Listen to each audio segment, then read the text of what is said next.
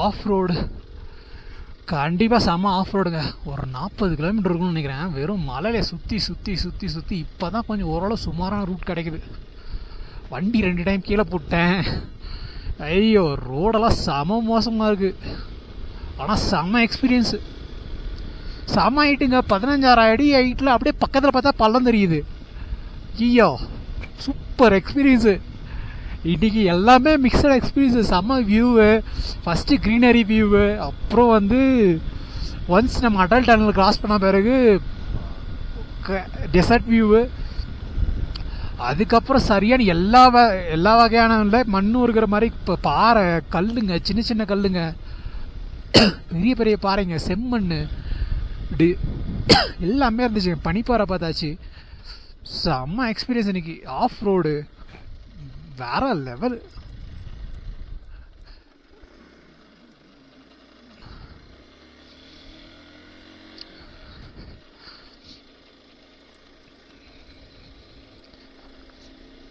வாய்ப்பே இல்லை. நான் இவ்வளோ தூரம் ஆஃப் ரோடெலாம் பண்ணதே இல்லைங்க. ஆஃப் ரோடுன்னு பார்த்தோன்னா ஆஃப் ரோடிங் பெருசாக பண்ணதே இல்லை. ஒரு டைம் தேனி கொல்லிமலையில் ஒரு 8 கிலோமீட்டர் நான் வந்து ரோடு போடாமல் இருந்தாங்க. அந்த டைம் வந்து ஒரு டைம் ஆஃப் ரோட் பண்ணியிருக்கேன். ஆனால் அதெல்லாம் இவ்வளோ டிஃபிகல்ட்டி கிடையாது.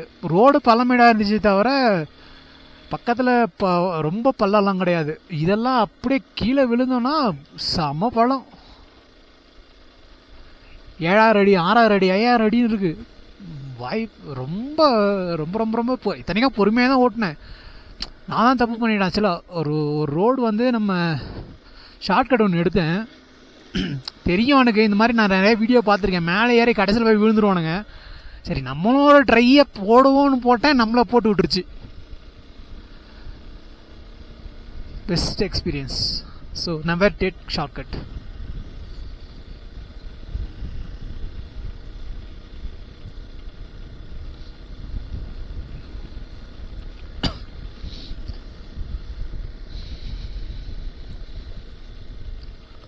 ஒழுங்காக அந்த ரூட்டில் மெயின் ரூட்டில் வந்திருந்தேன்னா நான் அது விழுந்திருக்க மாட்டேன்.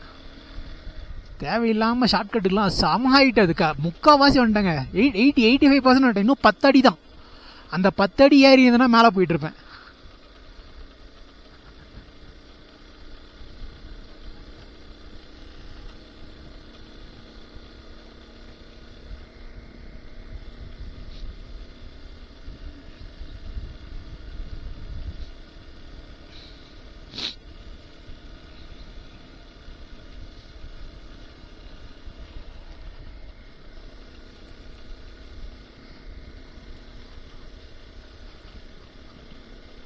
Good.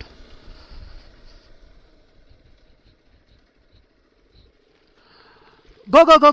I'll turn off the camera.